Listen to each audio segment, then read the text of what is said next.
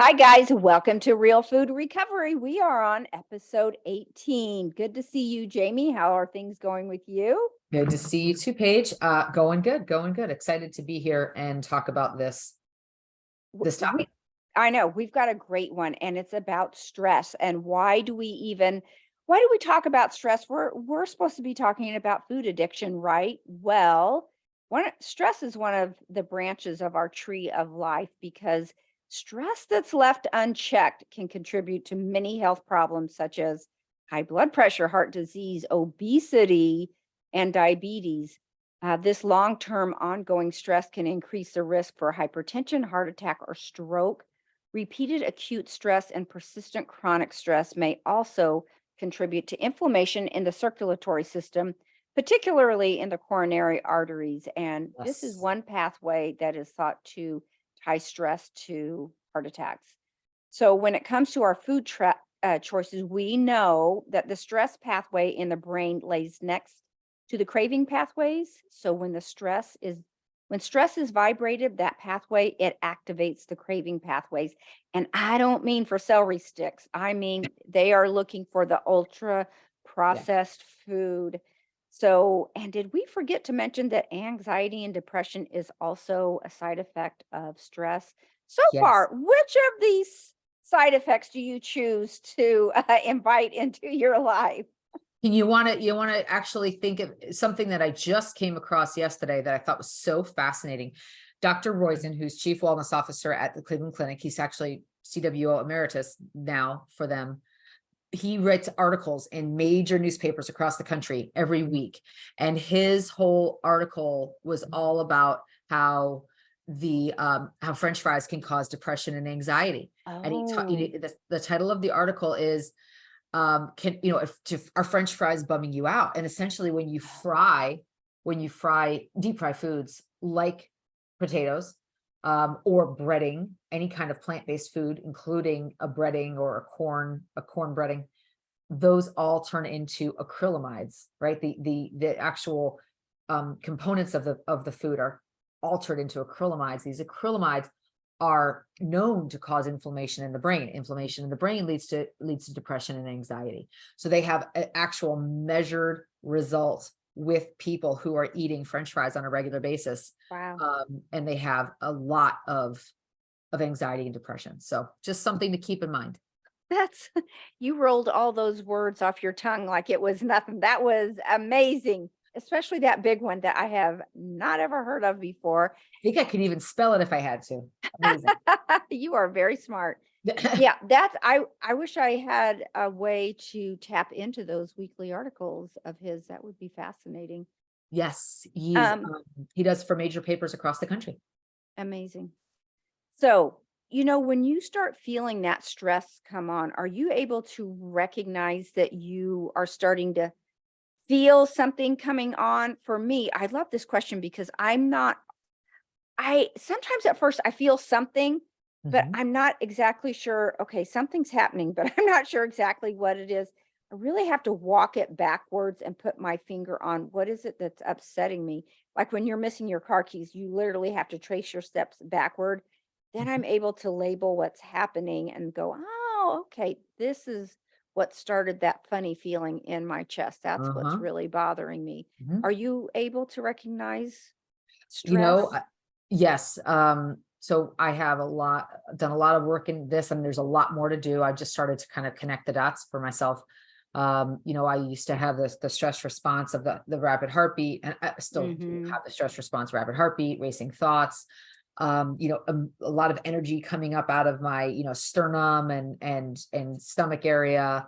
Like I used to block my voice, right? I'd block it with food, or I'd block it, with my own Oh. energy to kind of, because I didn't think I had a voice, or I didn't think that my voice counted. And what started to happen is when I found my voice, I had a lot of stored trauma, right? In that area of my body, right? Between my shoulders and my stomach. My whole torso had tons of energy stored in it because it was years of keeping it in. So it would just try to come out and it would erupt, and I would call it like my volcano. So those Mm. are examples, somatic examples, but body grounded examples of where my energy would come from. And I had to get in touch with it so that I could begin to release it in healthy ways, in ways that wouldn't hurt me in, compulsive behaviors like eating, or it wouldn't hurt others with words I was slinging around. Hmm. That you kind of answered the question of how does stress affect you. For me, I would feel a little tightness in my chest. Yeah. It's hard to concentrate. I mean, I can't think straight when I'm under stress.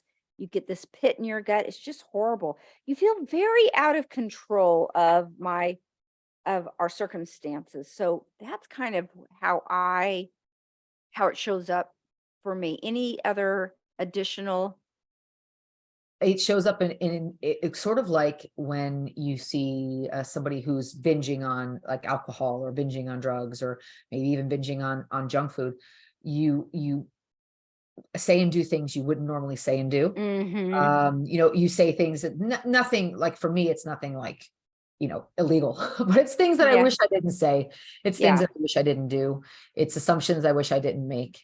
It's Right. it's not me in my right mind. It's me in my amygdala, Mhm. my lizard brain reacting Yeah. from that place. It's good that we're talking about this because we're in the moment. You have to think, how do I handle this? And what do you Yes. do when you're in that moment?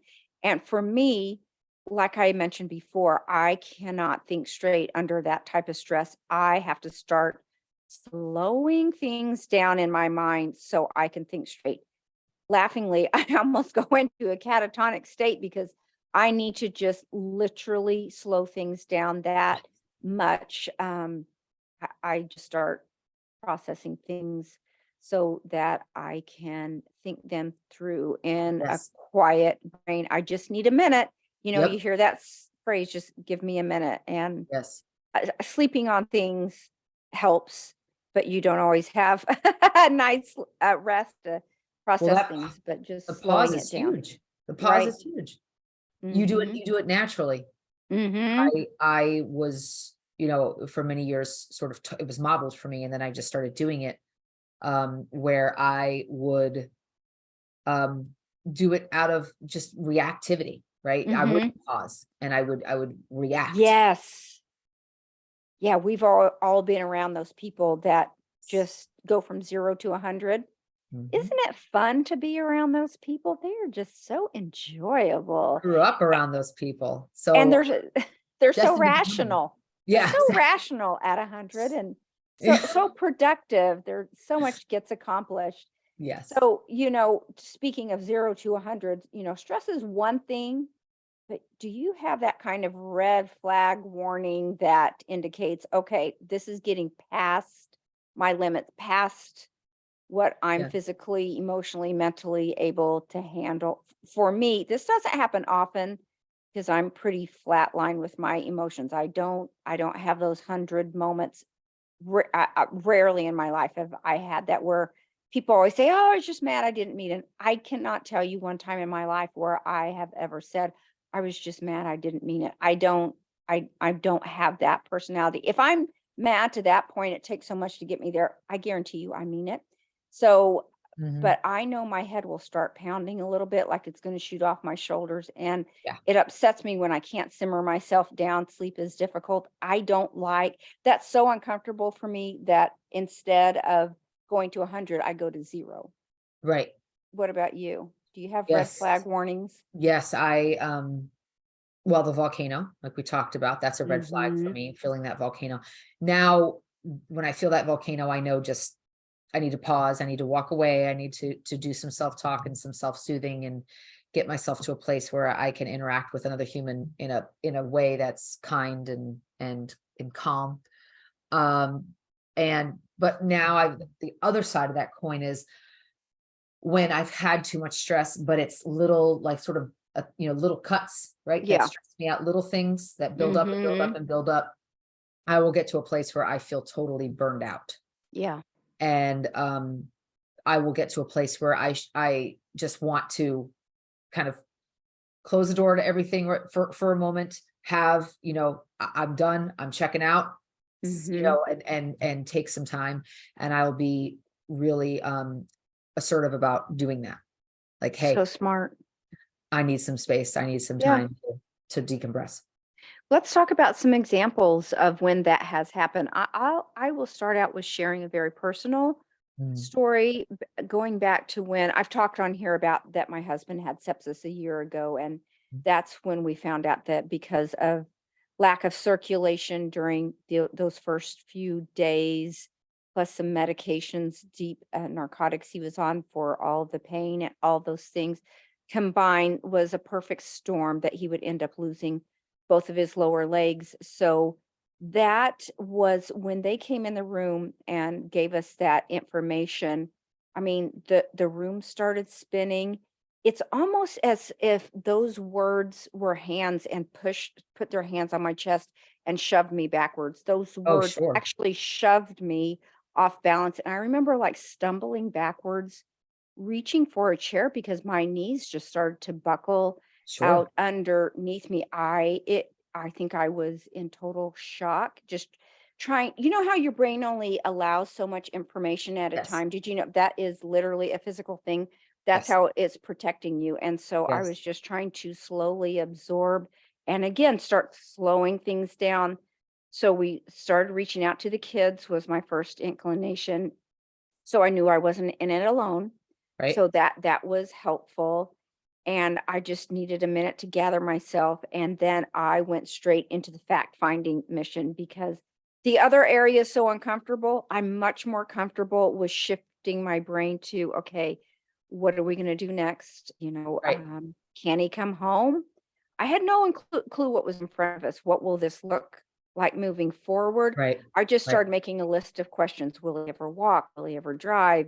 Will he be wheelchair only? Can he work? Can he care for himself? My mind was just swirling with desperation for information. right, So gathering information always helps me settle my brain, and then I just need a few days to sit with this to determine how I feel because in those high stress situations, I mhm, have no idea how I feel. right, I've got that's why these people that go straight to 100, you don't even know what you're at 100 about yet. exactly, Let's continue talking and getting more information, and then exactly. we'll determine how I feel. I'm a very slow processor. That's where Yes. I'm most comfortable.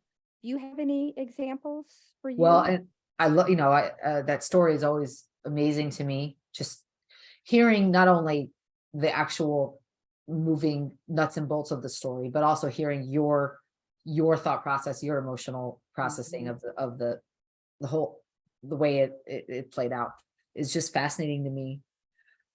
I am learning in recovery that I'm a very slow processor. And I think I spent so much of my life reacting to things because that's what was modeled for me. Growing up, many reactors in the family. Mhm. And like the ones that I saw on a regular basis were all reactors. And the ones that I'd see here and there, they were more processors, but I didn't have them modeling on a regular basis. Right. So, and again, when I when I started to look at, hey, I need to process this, I was so busy reacting that I never really stopped and thought, I need to process this.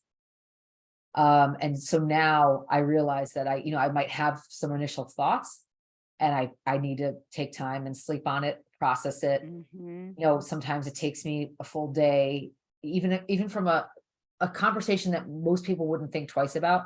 Sometimes Mhm. it'll take me a full day to come back to it and be like, okay, there are some things about that I really want to revisit. My husband loves that, by the way. When I come back to him a day after we talked about something that he didn't think was a big deal, and I'm like, I had some time to think. He's like, oh boy, okay, here we go. It's whole, but it helps me, right? And he Yeah. listens. He's non-judgmental. But it helps me versus my initial reaction uh could be something that I'm not comfortable with because I haven't really thought through it. Mhm. Smart. Smart, smart. So what do you advice would you give someone who is stressed out. Do you want to share what you do? Sure. When I think about it, I've had unfortunately just traumatic childhood and traumatic, um, you know, death of loved ones, that we weren't expecting. And so when I have those stressful moments in life, and I've had more than my fair share, I'd say, and I'm now to the point where it's like, you know, go ahead, hit me. I'm good. Yeah. I've got lots of experience life. Come on, give me your best shot. Mm-hmm. And what I'd say now is breathe, Yeah. pause.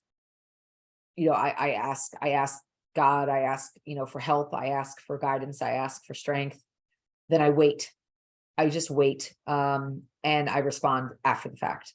Because when I go 0 to 100, those days of going 0 to 100, I might not have taken it out on someone else, but in Mm-hmm. my mind or my body, I was 0 to 100, right? Mm-hmm. And again, it Mm-hmm. wasn't like I was, screaming and raging at others, but I was feeling all of those, over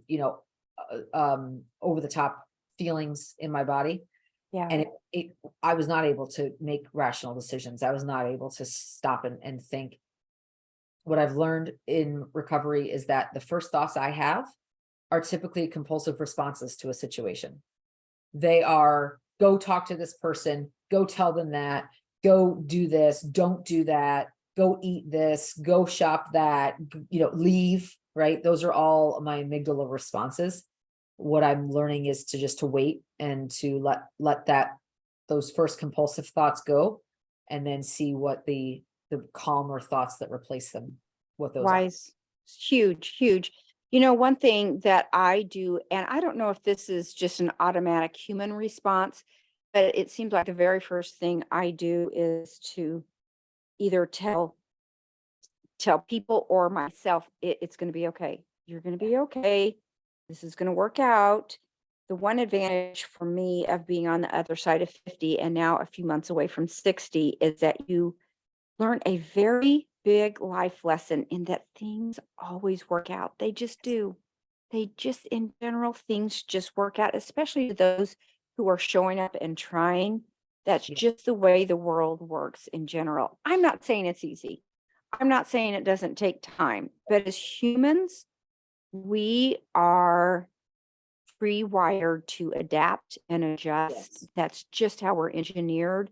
So, in general, it's okay to stay calm and just wait a minute, hang on. Right. This is gonna work out. It's gonna be okay. And it's very soothing to the brain, even if you're still in chaos right then, just to hear that little message. Don't worry, it's Yes. gonna be okay. Hang on. Yes. Just hang on. Yes. Good things are coming. Good things are Yes. coming. Good things are coming. Yes, and that's a good lesson to remember and to reinforce, is that, most of the time things do work out, but there was a time in my life when I would make such a wreckage of life, or Mhm. I'd make such compulsive decisions that I would call it imploding, right? My life, I would kind of from the inside, I would, destroy certain things, or destroy certain opportunities in my life, because I was living in self-will, and I was living in, like, from a place of trying to control everything, that I would over engineer, and I would over insert myself in life, and I would end up underdoing or overdoing, and it would create a lot of wreckage in my life. So yes, things always do work out, if you, like you said, it's not easy, and it does take time. But when I was living like I was living in the past, which was impatience,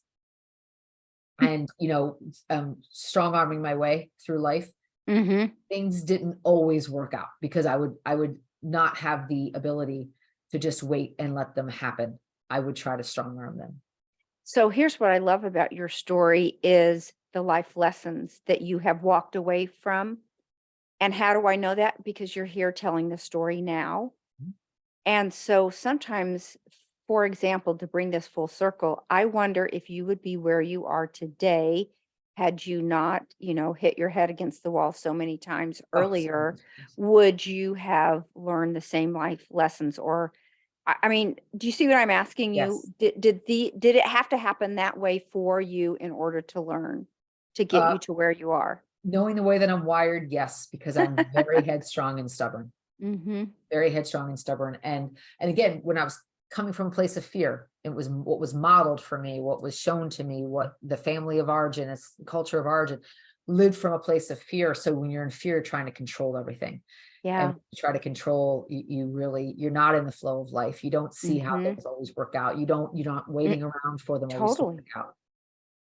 Totally. Yeah. Yeah, I love that discussion about, yes, it did work out for you and it did probably work out the best, but it hurt. There were some bumps and bruises along the way. It was a rocky ride. And Mhm. so everybody's path looks different. You can zigzaggedy here or zigzaggedy there. And every once in a while we'll cross our zigzags and there might be a straight little spell and then you go back to swervy curvies and Yep. that's what life looks like, right? Yes. Interesting. Yes. So, what does it mean to manage stress? Now we're talking like we're experts. Now that we've had these life lessons, before we go forward, don't you find too as you get older, you're like an old dog who just kind of relaxes a little bit more? Yes. You settle Yes. down. You Yes. settle down and don't get as worked up.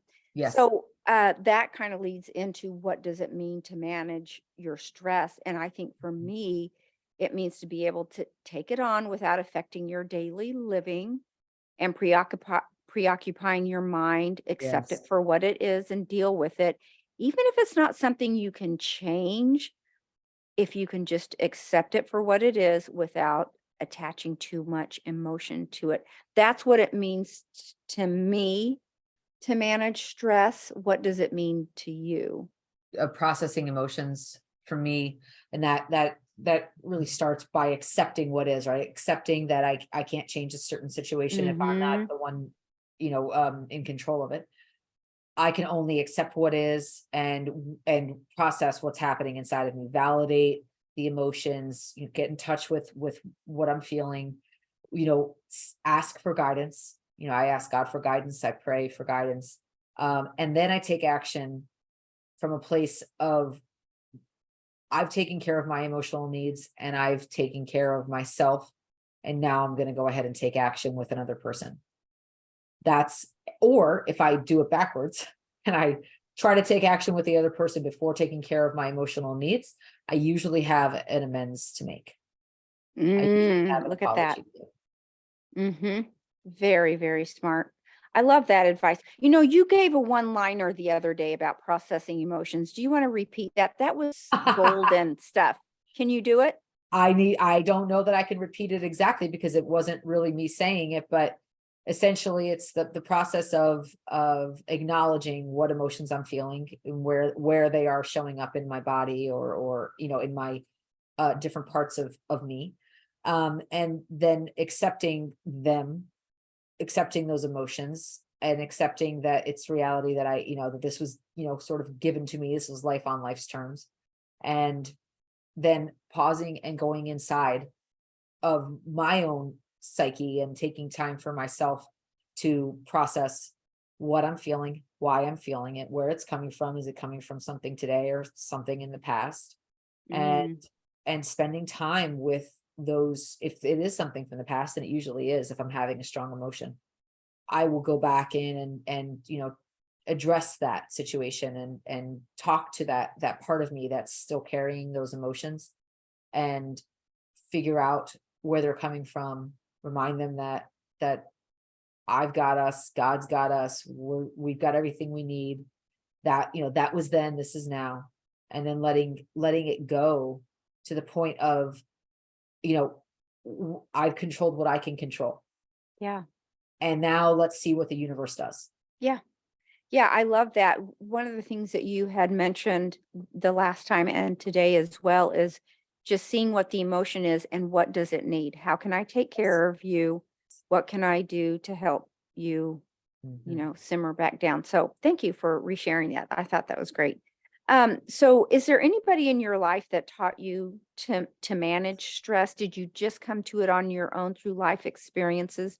I know I didn't really have anybody sit me down and say, this is how you manage stress. I've just seen so many examples of bad behavior. And I knew being out of control was the opposite of helpful.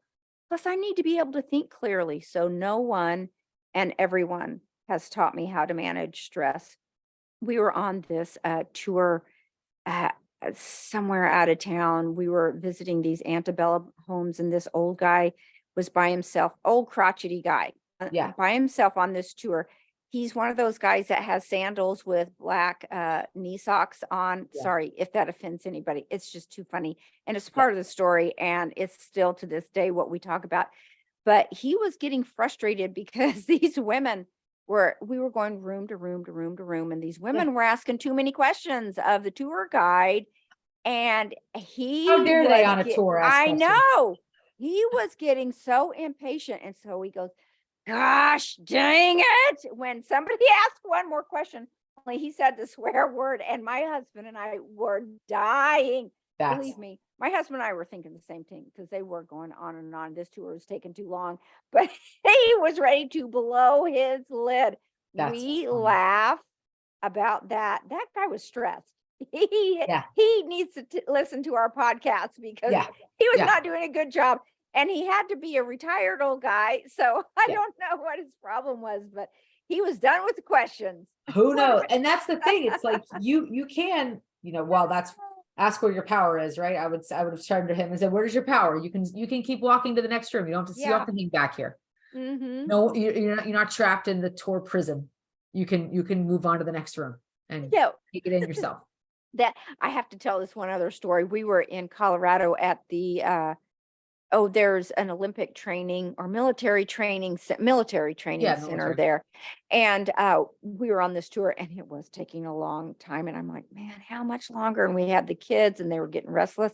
And my husband turns to me and he said, they can't keep us here. So Exactly. okay, I had a way out. It changed everything. I felt Exactly. completely different after I knew I had a way out. What My about you? I love it. So I, of course, because I have a story about that I want to share with that. But I'll say when I was growing up, I wish I had your mindset growing up. You looked at these people and going from 0 to 100 and Oh, emotionally dysregulated and thought, why yeah. would I go there? And I Yeah. looked at that as Weirdos. I looked at that as that's what the family does. Wow. That's very scary to me. I'm going to go Oh, hide in yeah. the corner over here. Mhm. And I had a parent that raged. I had, family members that raged. And there wasn't just raging, there was, physical and emotional abuse. And there was even abuse. Once I had a parent that we were stuck in traffic and trying to get to some tourist area in Virginia. And he was so upset that he got out and tore the antenna off of his own car. And I Dummy. mean, it was just like the whole thing was just You insane. showed that car. Yeah, it just was like, but that's what, and my family like laughs at these stories and they think it's so Yeah. funny. I just think it's so sad. Like it's not something Yeah. to celebrate. It's not something to laugh at. It's something that's to me, it's so sad. And Not so funny at the time. and so I grew up learning that was how you responded to stress and things you can't control. You just get angry. And Mhm. I never understood that was something that it was a choice that I had, and I didn't have to go there. And so there was two sides of my family. There were the folks that got really angry, and then there were folks that fawned over the folks that got really angry. So there was never Oh. somebody that was like, that I remember as a young adult or a child that was old enough to understand. There was not a member of the family, other than from what I understand, I did have one grandfather who was a voice of reason in his old age, by the way, not in his youth, but in his old age, he was. Mhm. People would talk about, oh, grandpa would have come up, with the voice of reason. And I'm like, I don't remember that. I take your word for it. But all I remember is the raging and the fawning. Right. So there's that. So I had to learn that stress responses, the adult child syndrome, the emotional dysregulation, those are not just given to us. They're choices that they're programming that we can choose to overcome. That we can learn new ways to regulate ourselves. And so I'm proud to say that I'm learning that and applying that. And it was so funny story. My husband and I were at a concert Well, we were trying to get into a concert. This was back a few months ago, and they had 3 of like 8 doors blocked and closed, and it was getting time for the concert, and it wasn't even going to be an opening act. It was like a major headliner, so Oh, he wow. need an opening act.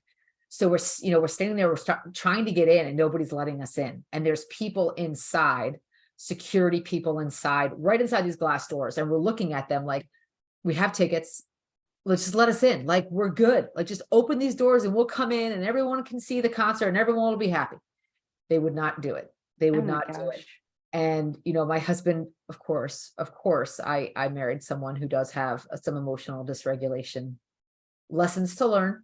And he was just like, like, are you kidding me? This is ridiculous. And I'm just standing there watching it all. I'm just watching it all and trying to stay out of it, right? Because I'd love to go in, but I'm not going to like get upset about it. So my husband just turns to the people around him. He's like, what are they going to do? Put us in concert jail? Just push your way in. I'm like, oh my God, we're going to end up on the news or arrested. Like, what is that? Why are you inciting the mob? Or inciting the mob. So anyway, Yeah. they didn't listen to him and we all found a different door. But Wow. I was laughing. I'm like, of course I'm married to the one person that's going to incite a riot outside an Elton John concert. Of all places. All the feathers and the boas and the sequins were Right. flying, and there's my husband, with his, live free or die mentality. Well, I hope you eventually got in. We did. We found another door. We got in. We just ignored what the crowd control. We found another door, got in, and nobody was the wiser, and all was well. Yeah. And the concert was great. Wonderful. Do you have anything else to add about stress before we're going to finish on a high note by talking about things that relieve stress? Anything else you want to say No. before we? No. So, ladies, listen up. I've got something interesting that you might want to know. Science tells us that women take on more stress than men because, in addition to working, they have many of the household responsibilities. In addition to childcare and elderly care, uh, they have all of the things that come in life that they have to take care of. Don't shoot the messenger, people. Take it up with science. But ladies, you do, if there is a winner, if you want to be the winner, then you are the winner as far as who gets dibs on being most stressed out. Science will tell us it's the ladies. Yes. Sorry, guys. Yeah. Well, guys, you can change that, Step it up. Pitch in, do more. Yeah.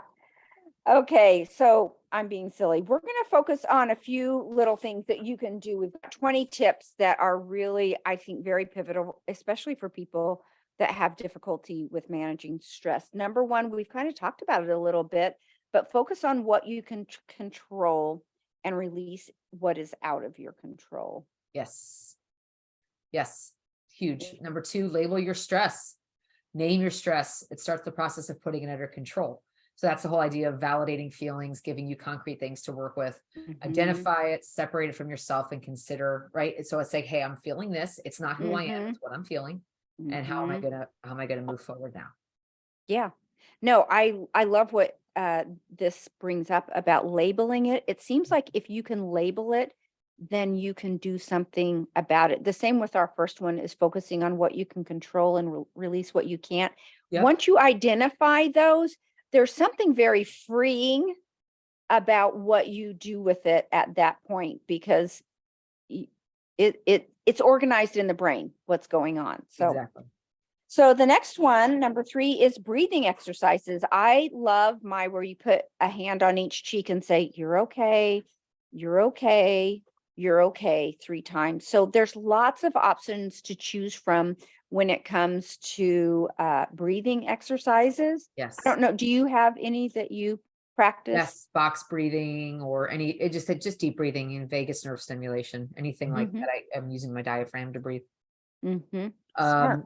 The next one is one of my favorites, say a prayer, a quick meditation, or an affirmation. Again, I'm okay, that helps. We're okay, all is well, those help. But also asking, right, God, I need your help here. Yeah. I've heard the shortest prayer in the world is the word help. Oh, I love that. I've never Mhm, heard it put that way too, but I agree with that. Very mhm, smart. Number 5, take a walk or a full workout. Even just 20 minutes helps, but there is something that happens in the brain when you start the endorphins moving. You're able to gain perspective again and put things again like in their proper drawers in the brain where they need to go. mhm. And walking and movement, like I said, a hard workout would be great if you're up to it, but just movement, very, very helpful. Yes, agreed. I love this one. Um, Snuggling your pet. I am absolutely a believer in that. I have two little dogs who I adore. One of them is a puppy, so he's too busy. He's busy. He's got things to do. He's not as much of a snuggler, but our older dog, he's 4, and he is just all about the snuggles and the people and the love and the connection, touching you of some way, or you touching him. It's a non-negotiable, but the puppy's like, I got things to do. I'll see you later. I've got this toy over here, or I've got to go pee over there. Like, I've got things to do. And he's not a snuggler. It's so funny, but yes, that always calms me. Always. Yeah. So number 7 is take an at-home personal day. So I know this can be advice, but sometimes I don't know if you've ever found this to backfire if it's too quiet or you're too bored, if blueness sinks in a little bit. Mhm. So I'm going to preface this with if that works for you and if you can and if it's helpful, then take an at-home personal day and just veg out on the Mindy projects on Netflix or something like that. Great show. Something fun. Great show. Yeah. Yeah, I agree. This is a great thing for number 8, cut corners where necessary for the time being. Right, good, better, Mhm. best. It's the Mhm. idea of, and I do this all the time. I got so stressed out when I was buying, big heads of broccoli and cauliflower, and Yeah. every Sunday night I would, is like cut it, Oh, chop I it, know. wash it. It was, and I would, and then lay out, and then I had to put it away in baggies. It was a whole thing. Mhm. And now I'm just like, no, I transferred to all glass in my refrigerator. Mhm. And now what I do is the minute I get home, I take it out of the plastic and put it right in glass. And I buy the stuff that's pre-cut and pre-washed. It's a few Yeah. more dollars, but Mhm. honestly, it has brought me so much calm. And now I don't have any kind of a reason to say I don't want to eat my vegetables because they're washed and cut and literally ready to be cooked or eaten Yeah. raw Mhm. right in the fridge. Yep. And also, something else I've been doing is letting my hair go natural. That's brought me a lot of calm because I know that my hair is less stressed. Gosh, I have so many things conditioning my hair now. I can't even tell you. Um, I wearing clothes that are comfortable, that are look nice and you feel good Mhm. in, but they're comfortable Mhm. clothes. That's important. Mhm. Buying part of your dinner. When I was eating meat, there was lots of times that you could pick up a rotisserie chicken and have half of your dinner done for you when you got home. And that was something that you could do as an option, right? You could pick up cooked, Right. prepared meats. Mhm. And for me, having beans in a can, they get the job done when I need the job to get done now, right? No, so I'd rather smart. rather have them prepared myself, but I have them in the can when I need them. Yeah.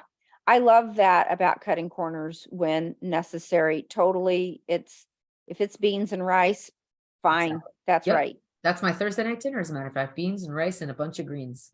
Oh, that sounds That is, great. and it's the fast because I have 45 minutes to make and eat dinner on Thursdays, and that is exactly how that happens. Have I told you about how I do my rice? I put 2 cups of rice with however much water, I don't know off the top of my head. And I divvy it out into 8 containers and I will have 8 days of Yeah. rice ready to go. It'll last Yep. 8 days. So bada boom, bada bing. It's amazing. Oh, okay. Number 9, instead of watching the news tonight, watch Emily in Paris or your favorite sitcom. It's good to get a good belly laugh or listen to a Yes, favorite podcast like Real Food Recovery's latest episode. that's right. Always a good thing. Learn how to knit. This is something I've done in the last couple of years. Anything to do using my hands, right?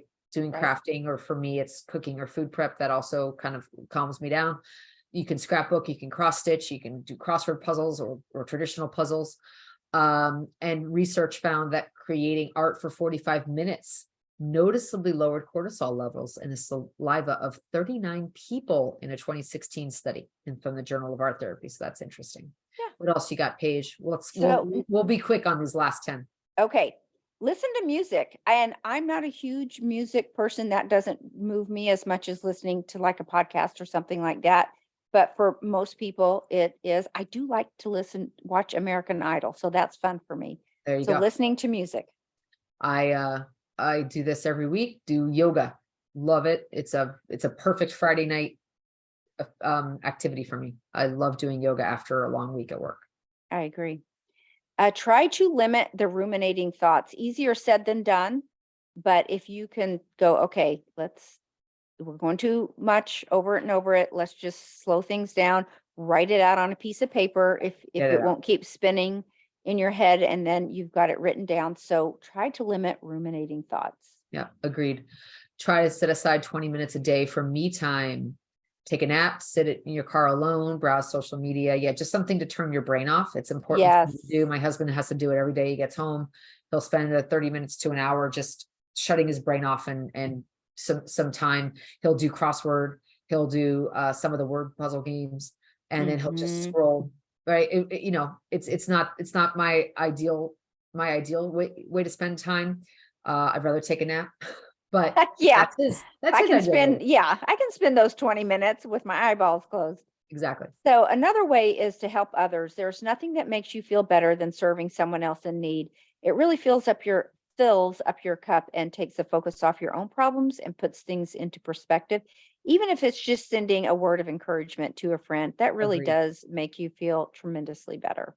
That helps me get out of the best advice. I think it's the best advice I've ever gotten in recovery. Is just when I was, you know, cruising into the 12-step rooms, and I really needed help. And I had a sponsor back then, when I would text her my ruminating thoughts about whatever was going on that I couldn't control, she would just say, get out of self and go help someone.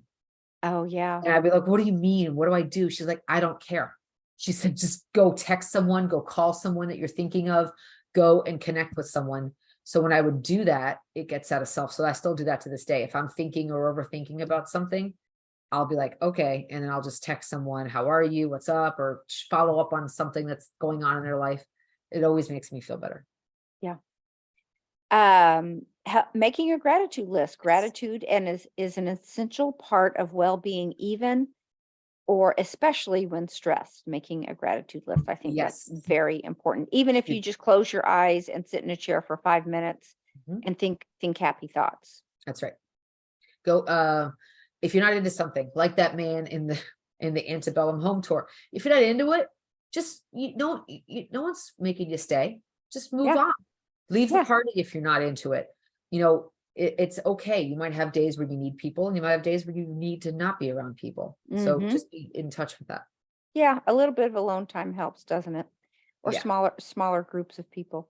Mhm. So taking a bubble bath or one filled with Epsom salt apparently will relieve stress. It does. Epsom salt baths relieve stress every time I use them. Hmm. Make meditation part of a daily routine. It works great in the moment, but it's also a good practice to incorporate daily. I agree with that. Here's the thing with meditation for me, sitting there with my eyes closed when I'm in spinny thoughts is like torture. So for me, I'm very visual. So I like to do mirror work instead, where I actually have a conversation with those parts of me that are feeling whatever's causing the stress. I will have conversations and love on those parts of me, either hugging myself or touching my face or talking to me lovingly. And that to me is a form of meditation, because it calms me down. It makes me feel much more connected to myself and connected to the present moment. And but that's just me, because being alone with my thoughts, or even knowing that they're moving across the sky of my mind, it doesn't connect with me. What connects with Hmm. me is actually connecting with me. Oh, I love how you said that. Well put. Last one, sip on some warm herbal tea. It can create a sense of warmth and coziness In addition, the aroma can be super pleasing to the senses, caffeine free, of course, and even made Yes. better sitting by a fire.